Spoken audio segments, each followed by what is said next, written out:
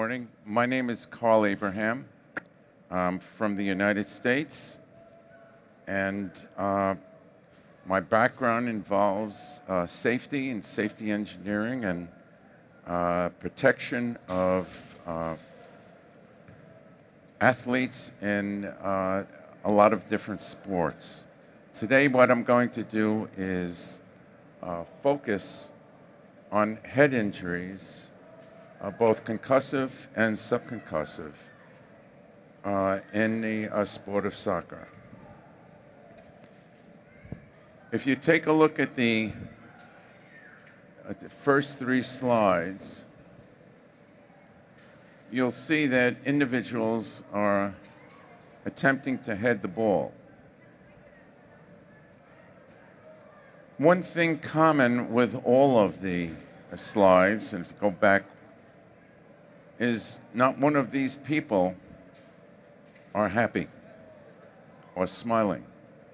Evidently, heading the ball requires impact with the brain, and in most instances, a ball coming at 50 to 70 miles an hour will affect the brain, and the individuals will feel it.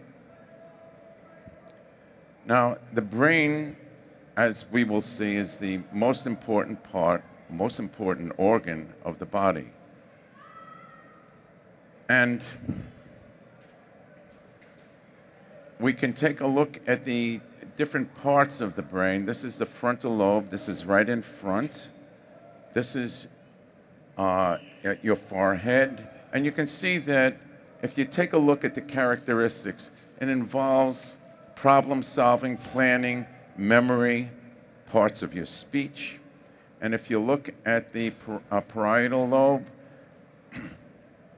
and that's right behind the frontal lobe, and it involves touch, pain, taste, pressure, temperature. It controls everything in your body. And this is all within the brain. The occipital lobe, you recognize objects. It's responsible for our vision. And we can go, the temporal lobe involves hearing, the auditory, and we can go down to the cerebellum, and it controls coordination, posture, and we can go all the way down. I'm not going to give you an anatomy lesson now, but what I'd like you to look at is the following. I'm going to show you how beautiful the brain is. Can anybody in the audience, and I welcome all of you, the few that you came, I welcome you. This is a very, very important subject, especially for young children in heading and getting involved with a contact sport, and soccer is a contact sport. Can anybody read this? And the answer is no. Can anybody read this? Yes, you can read every word here, and we'll go along here. According to research study at Cambridge University, it doesn't matter what order the letters in a word are. The only important thing is that the first and last letter be in the right place. The rest can be a total mess, and you can still read it without a problem. This is because the human mind does not read every letter by itself, but the word as a whole. See, now if we go back, I didn't have the letters in the right place. So now if we go to the next one, the letters are, the first and last letter are in the right place, and our brain allows us to rework that word and read it. And this is what it says, exactly what we stated. Now, what is a concussion? Concussions in the United States are a very major problem. Major problem because young people are injured in hundreds of thousands in the United States. Prior to getting involved with soccer, I was involved with ice hockey. I was involved with the Hockey Equipment Certification Council in the United States for many years. I was a consultant to USA Hockey for a number of years. And I was a U.S. delegate for the International Standards Organization, where I work with individuals in 15 to 20 countries, including Canada. So I know a lot of people up in Canada. And just to let you know that I have some kinship to Montreal. My granddaughter, who originally lived in Toronto, now lives in Montreal. She graduated from McGill and will be going back for graduate research in family medicine, and we hope she gets into medical school. And I've also been here when it was minus 30 below, by the way, so I know the definition of cold. Let's look at what a concussion does. I'm not going to get formal with you. There's only a few people here. So what we'll talk about is what I experience in the United States with families on a day-to-day basis. When kids receive a concussion, it may not be their first concussion. And prior to their first concussion, they received a lot of other impacts. The impacts that they received are not concussive levels, they're below a concussion. And some people call them pre-concussion.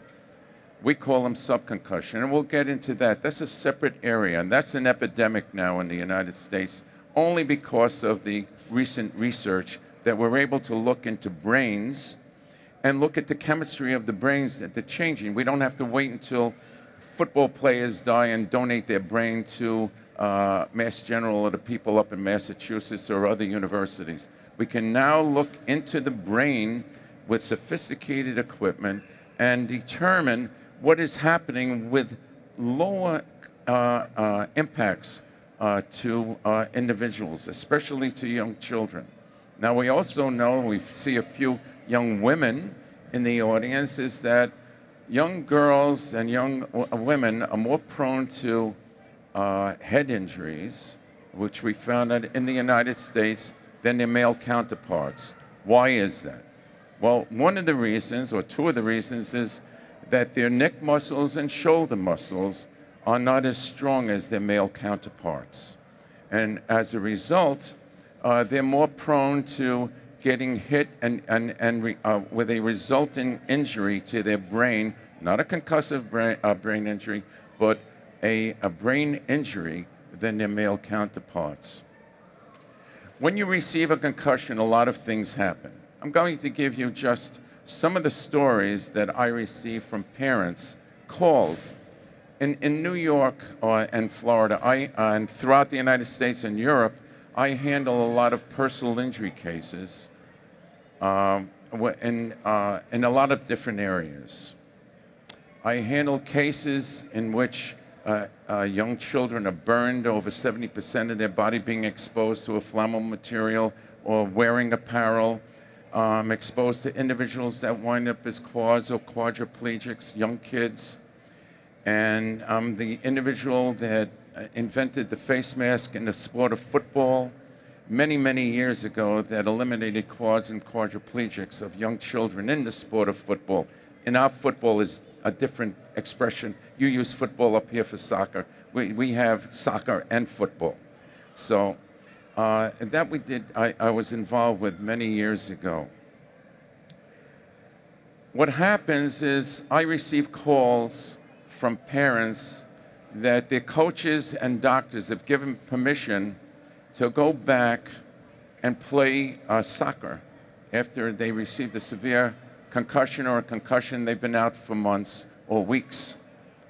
And my response to them is, I said, you know, you're locking the barn door and the horse is out in the pasture. It's really late to start protecting your child for a lot of different reasons. He says, well, you know, when my child received a concussion, we had to keep her away from school. She had problems seeing bright lights. She needed sleep. She couldn't remember. She couldn't go to school. She couldn't recall. She couldn't take her midterms. All this has to do with head injuries and the concussion level. So I'm not going to go into what happens to the brain. And you can see in the United States alone, 1.6 million youths get a concussion every year. That's in all the sports. With women, young girls, the amount of head injuries are second to the sport of football alone, the sport of soccer. Head injuries to young women are second to football. I'm not going, we know the symptoms. You get fogginess, the school performance changes, deterioration of grades, difficulty in getting along with others. I received a call, just loads of calls. I get calls every day in between my work, and I stop what I'm doing because parents to me are more important than the work that I'm doing legally. Their son had a concussion. The doctor gave him permission to go back, and they asked me why their son is yelling and screaming during the week, just out of nowhere, for no reason whatsoever. What it means is that their son, even though he was cleared by a doctor, was not cured. I have another, there's a coach in the audience in Indianapolis that was enough to hold tears back. He was coaching a team, his daughter. He got an okay from the neurologist to go back. They used the impact test and other tests that were not sophisticated to go back and play. A first day back, she received a subconcussive head injury. She's been out of school a year and a half. She doesn't know what to do. He doesn't know what to do with his daughter. His daughter's a different person. Now, we're involved with a lot of ways of playing tennis. We're watching people over there go through drills. This is what we do. We're watching people talk here on a daily basis. You notice if you go there, there is not one coach talking about the safety of the brain of any of the kids playing. Not one. Not one speaker came up here and spoke about the protecting the brain.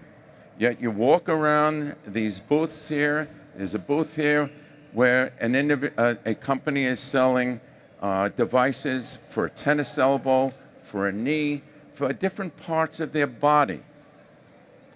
Those are visible injuries. The people still have their brain. I was just thinking, as I was speaking to you, before I came here, I was in Toronto. I have grandchildren and an older daughter in Toronto. She just underwent breast cancer surgery, and she found out afterwards that she needed radiation and chemotherapy, and it was a very emotional experience. And I'm saying to myself, we both went through this together, and then I flew here. And I'm saying to myself, you know, she still has a brain, and the prognosis is good. But you know, when you get a concussion, a severe concussion, and it depends, by the way, on the DNA and the makeup of individuals. There are no two individuals that are alike. But all of a sudden, when you have a concussion, this can affect you and affect your quality of life for the rest of your life. And what is more important? Are we all going to be professionals? Are we all going to be professionals? The answer is no. We play the game socially. We play the game to be on a team. But we have to protect our brain in some way. And how are we going to do it? Well, we'll find out. There are ways to significantly reduce those impact forces. Now, we also know that you can get hit anywhere in your body, anywhere in your body, anywhere in your body that jolts your brain. So there's a countercool. That means your brain gets rocked back and forth. You can injure your brain. So you don't have to get hit in your head. You get hit in your shoulder, your neck. You get hit and you get a backlash. All of that can cause brain injury.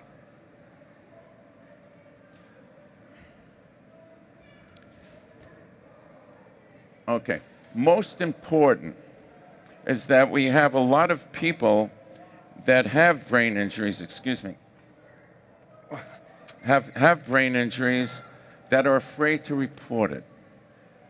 It goes unnoticed, and sometimes, most recently, I received a call last week before I came up from a mother. Daughter received a hit while she was playing, and she gets off, and it was 2 days later that she received a call from a daughter in school. She can't focus, she has a migraine, she can't see well, and she's mumbling. She was rushed to a neurologist. She had a concussion. So it doesn't manifest itself immediately, and that you have to be very careful about.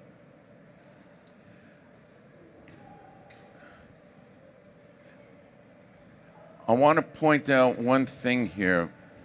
Mouth guards. Mouth guards are good. They're good to protect your teeth. They're good to protect the integrity of your teeth. That's it. They do not in any way help you with reference to protecting yourself against any type of head injury.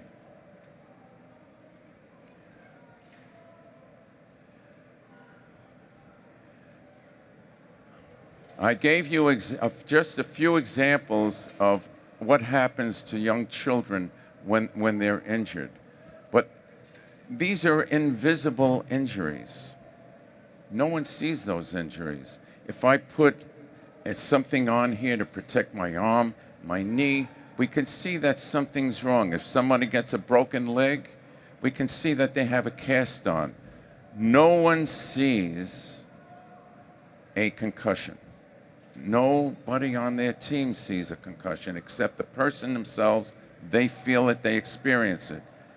The worst thing is, it can affect their quality of life. Maybe not now, but we know that we've seen a lot of football players, for example, in walkers, with Alzheimer's, with ALS, Parkinson's disease, at an early age, 35 to 45 to 50, rather than 65 to 70. Why? Because all the while that they receive those head injuries and brain injuries, their brain continually deteriorated, and they wind up prematurely with all of these other diseases. Now let's look at what a subconcussive head injury is. Subconcussive head injury is just heading the ball. If you head a ball that's coming at you 50 to 70 miles an hour, you're going to receive a subconcussive head injury. That's in the range of 10 Gs to 100 Gs. That's well below the threshold of a concussion. So what happens? We have found now that we're able to look at brains, and you can actually look at the brain chemistry changes. Brain chemistry changes just like a full concussion. So it is a subconcussive head injury. First of all, they're asymptomatic. What does that mean? That means that if I get hit by a low impact, I don't know if I'm injured. No one on my coach doesn't know that I'm injured. Anybody involved with the medicine doesn't know that I'm injured, but I'm injured. And what happens is that they're cumulative, which means that I'll get one subconcussive head injury, another one, and they add up. And Dr. Epstein at one of the hospitals in New York defines the following: a concussion. A concussion is a series of subconcussive head injuries where the final subconcussive head injury is the one that broke the camel's back, and you wind up with a full concussion, and everyone looks at you and say, you never received a full impact. All it is was a series of subconcussive head injuries. And it started in Australia, by the way, by a medical specialist from Mass General who helped them develop this sophisticated system where they're able to look into the brain and actually see the chemistry of rugby players, for example, right after they played. They were able to see the changes. No one received a concussion. They only received subconcussive head injuries. No, this happens all the time. Now, the difference is these are older players. Now we're dealing with younger players. They're more susceptible to head injuries than the older players.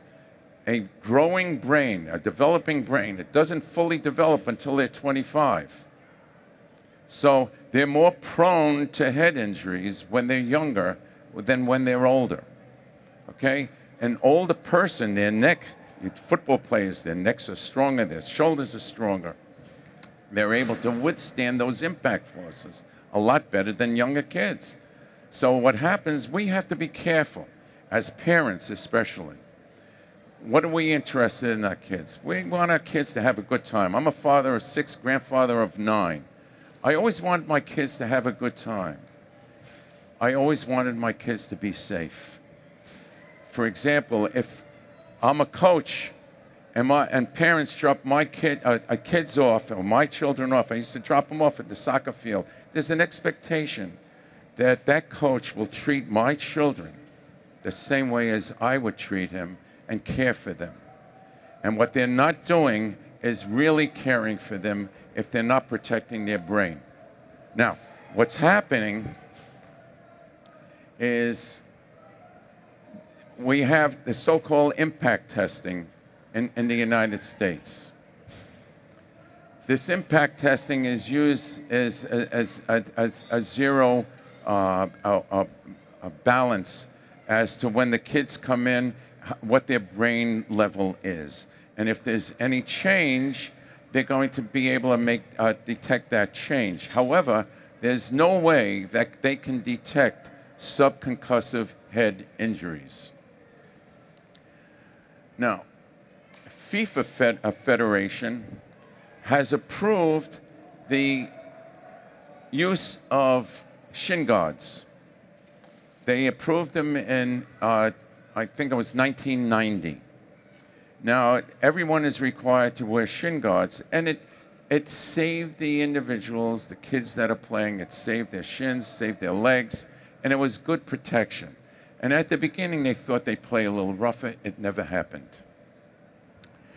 They don't approve, they don't require, excuse me, any type of head guards or helmets, but they do approve the use of headgear if everything is soft, if it doesn't affect the heading, and everything has a memory, which means memory means that if it's hit and it deflects, it goes back to its original form. Now, this is a young woman whose mother came to us and they sent me this photograph. And this young woman is going to receive a scholarship to one of the major universities. Outstanding soccer player, but she's a header. And you can see what happens to the head. Now,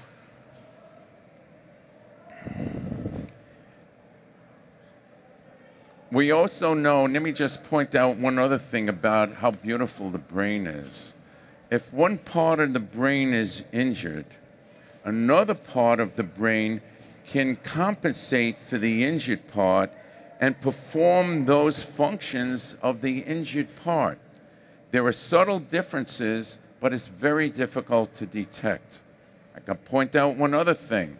If I take two separate people, and impact two people with the same impact force in the same part of the head, one can receive a concussion, the other won't receive anything. It depends on the individual's makeup. Not everybody will receive a concussion with the same force. Now, what also happens with these concussive forces, you receive the first concussion. What happens when you receive another impact? The threshold or the amount of force that's required to cause the next concussion is significantly lower than the first one. And in other words, another way it's stated is that the threshold to cause the second concussion is much lower than the first.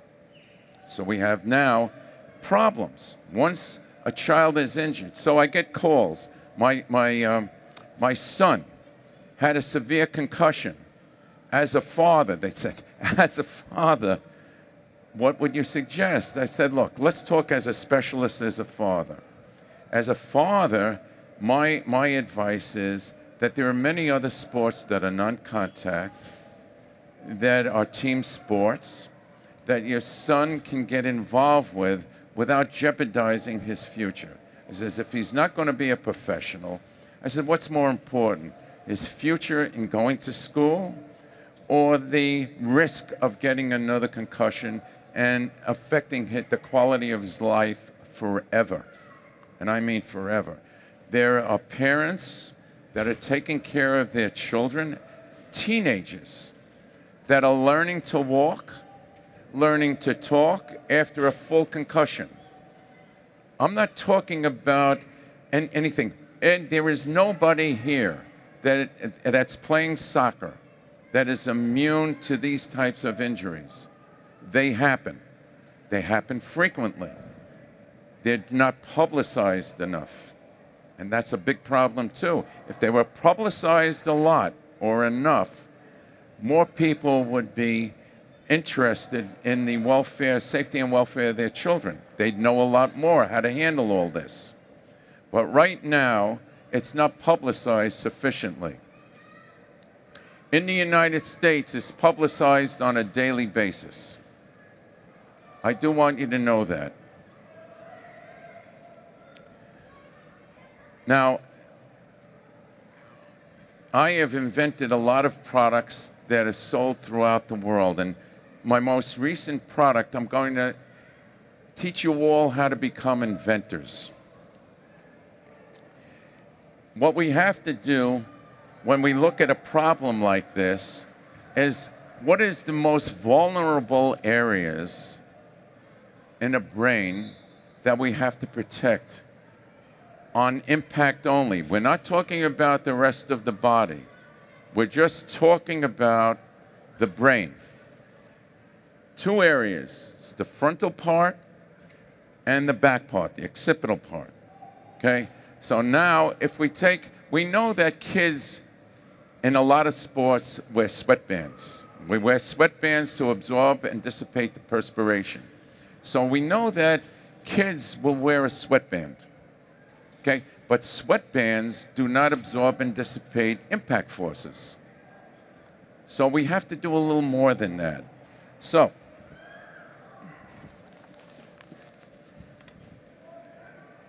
if we take the same sweatband and put it around the head, same way we'd wear a sweatband, and based upon my background, I have a background in polymer materials as well, and also protective equipment.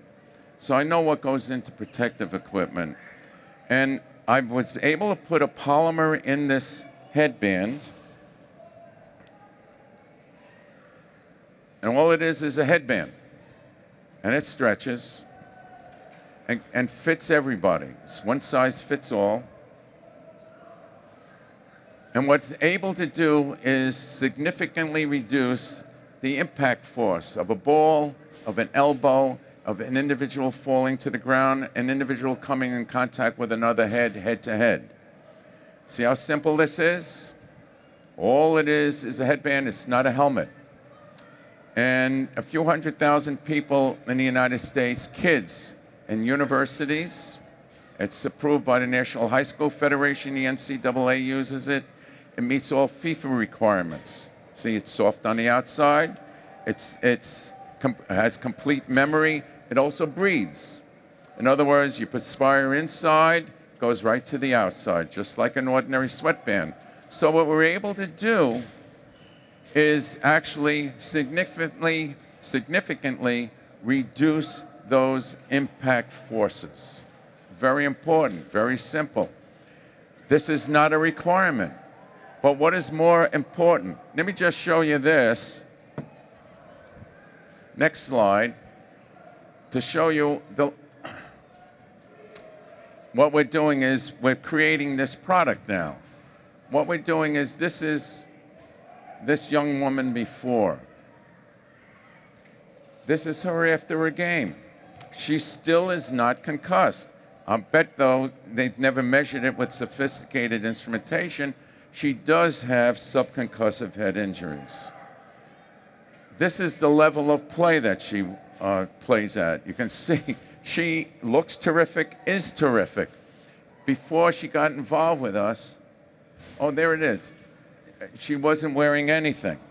And you can see that she's wearing our headgear. She just headed a ball. She's heading another ball. She's heading another ball. And you can see that kids in other sports, this is flag football.